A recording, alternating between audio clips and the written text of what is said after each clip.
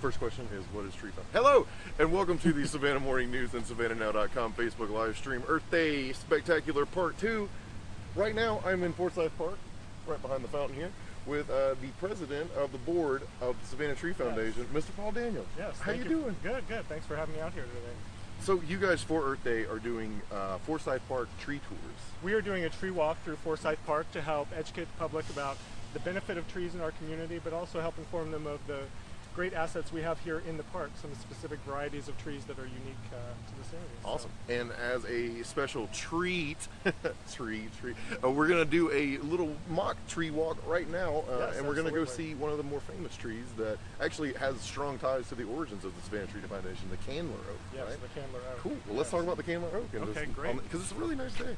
So here in the northern 12 acres of the park is actually an arboretum. So what is that? It's designated an arboretum. It has specific tree value.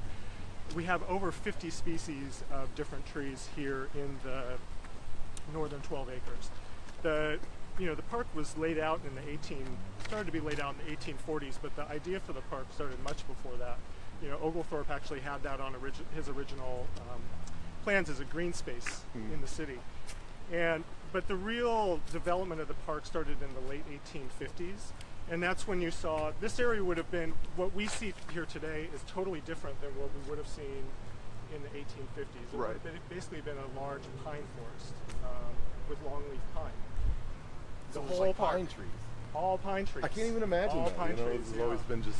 And by the late 1800s, there were basically only by 1896, there were about 40 pine trees left in the park. Huh. So the clearing started around 1858 with the clearing of the large boulevard through the middle, basically the extension of Bull Street, and some of the oaks were planted along during that time.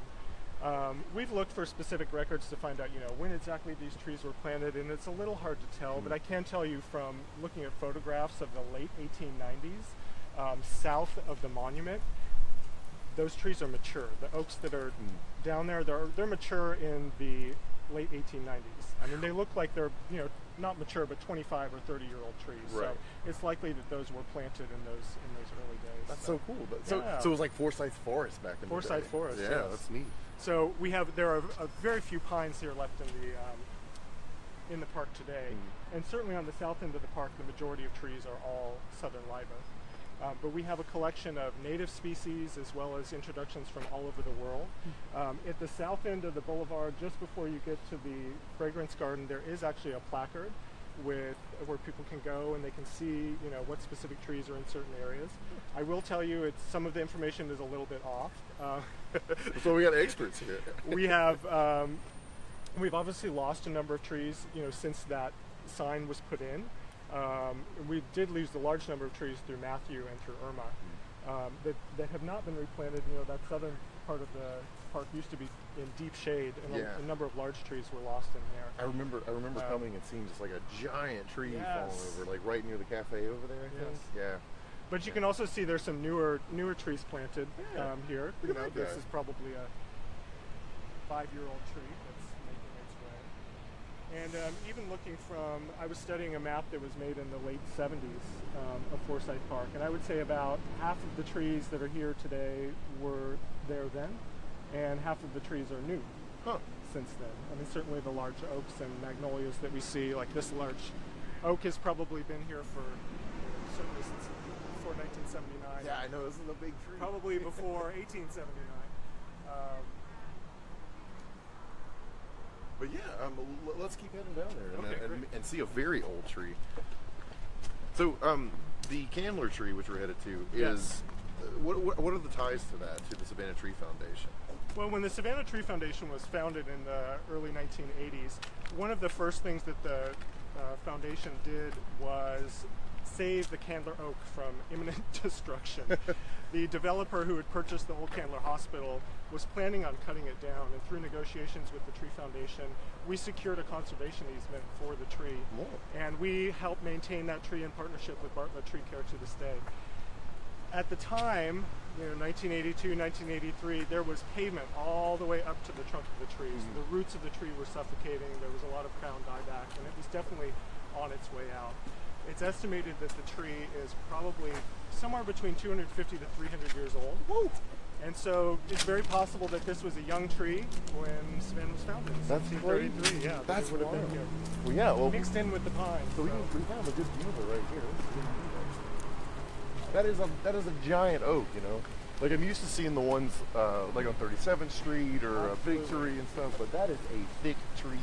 So the oak trees that we see through Savannah, certainly along the streets, are not growing in the form that they would normally grow in because of the urban environment. You know, they're pruned up, but this is what the southern live oak wants to do. It's typically twice as wide as it is tall, and you really get a sense of that from this tree, where you can see what these oaks would be like if given the room to grow. Yeah, the angel oak in South Carolina. Right? Yes, absolutely. I've seen that. It is a magnificent tree. So it's around 55 feet tall, but about 110 feet wide. So is that the tree that's emblazoned on the logo? That is our logo. How about Absolutely. that? Look at Absolutely. that. That's really neat. So you cannot get up under the oak unless if you come for one of our volunteer days to help weed under the candler oak. Then you can get really up close to it. So that's a great thing that our supporters love and volunteers love, is to come help take care of the candler oak. We do that several times a year. We have community activities under there where you can really get in and be one with the tree. But because it is surrounded by private property, the best place to view it is from back here in Forsyth Park. And it is quite a view. And it's a view that you can have on Saturday? Saturday morning, Yeah. we are doing a tree tour here in celebration of Earth Day. And we will be meeting just outside the Fragrance Garden, which is just south of the fountain over on the Whitaker side. And we will be meeting there at 11 o'clock and doing a walk through the park and talking about trees and the benefits of trees for Earth Day. And also for all participants that come, we have seedlings of white dogwood that we'll be giving away that we can take home and plant in your yard. So, Trees! Yeah, come join Trees us. on Earth Day. Nothing better. Well, yeah, thank you so much for joining us, Paul. We Yeah, really you're do very welcome. appreciate it. Thanks for having me. And yeah, we will put the information about this event in the description below, as always. Thank you for watching.